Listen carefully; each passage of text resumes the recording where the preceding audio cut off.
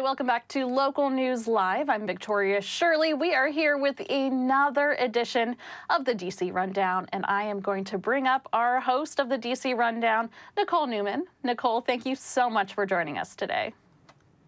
Absolutely. Thank you for having me. So we are going to talk about a couple serious stories off the top, and then we'll get to chat about something fun. So let's dive right into the serious. So the news is settling in, the big news from yesterday, that Nancy Pelosi isn't seeking leadership re-election. So now that this news is kind of settling, what's the reaction on Capitol Hill? Well, this is the end of an era. Nancy Pelosi was on top for 20 years. She is the first woman to lead in the chamber for either party, and Democrats on both sides, the House and the Senate, are thanking her for her leadership, saying it was her example that helped to pass some of the biggest legislation our nation has seen, from the Affordable Care Act in 2010. Most recently, the Inflation Reduction Act. But I do want to mention that she's not leaving the House. She will stay on to serve her 2 years representing California's 11th district. Yes, and she gave a lot of really good quote-worthy quotes in her speech, and we saw her get a standing ovation yesterday. So Democrats are holding their House leadership elections at the end of the month. Who is expected to succeed her? New York Representative Hakeem Jeffries out of Brooklyn, respectfully, if he is elected, he would be the first African-American to lead the House. Now, he's already received multiple endorsements.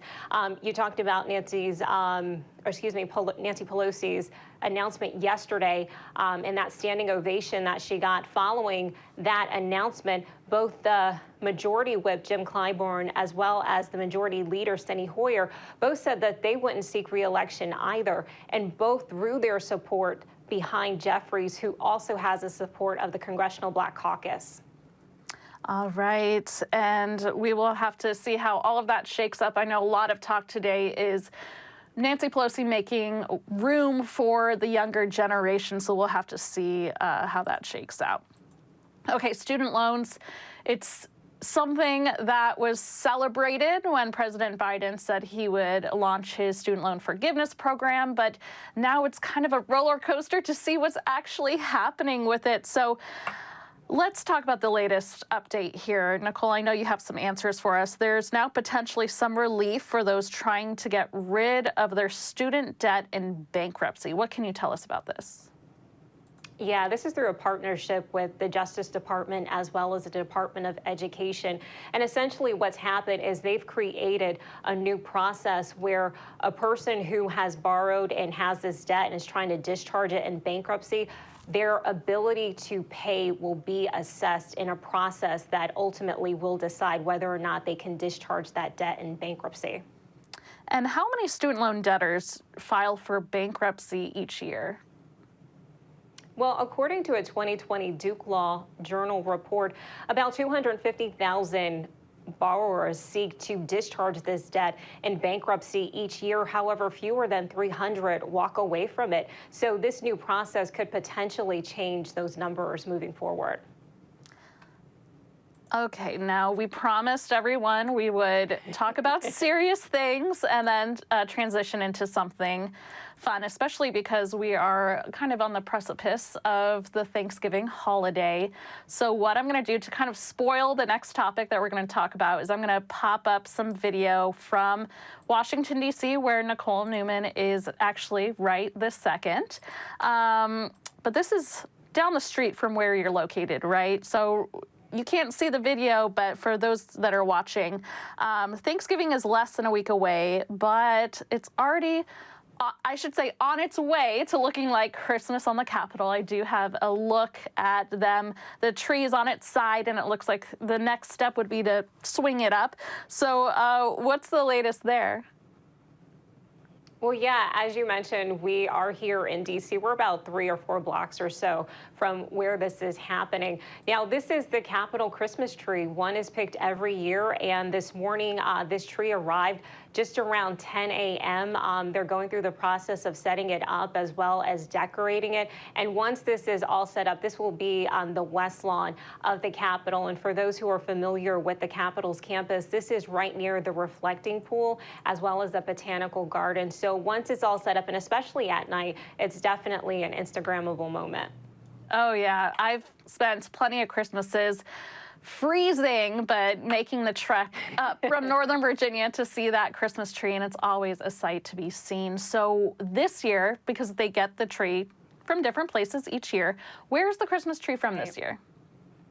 It's from Haywood, North Carolina. It's a 78-foot tall red spruce. Now, this is from the National Forest in North Carolina, and the third time that a tree has been picked from there, 1998 and in 1974, and now 2022, respectfully. And when you think about it, you know, earlier this week we were talking about the turkeys that are set to be pardoned next week. They were from near Monroe, North Carolina. So North Carolina representing big during the holiday season here in the United States Capitol. Yeah, North Carolina, they are striking it big. And all morning long here at Local News Live, we've been actually sharing the different giant trees and the stories behind those trees. So it's always fun to learn a little bit of background from these big trees. And actually, our station in Richmond, they actually got to see the tree as it was making its trek up to Washington, D.C. So it's an exciting time of year. Absolutely, absolutely. 'Tis the season. 'Tis the season. And I have to ask, since you're you said about 4 blocks away, do you make sure to bring out-of-town visitors or family that visits you to go see the tree?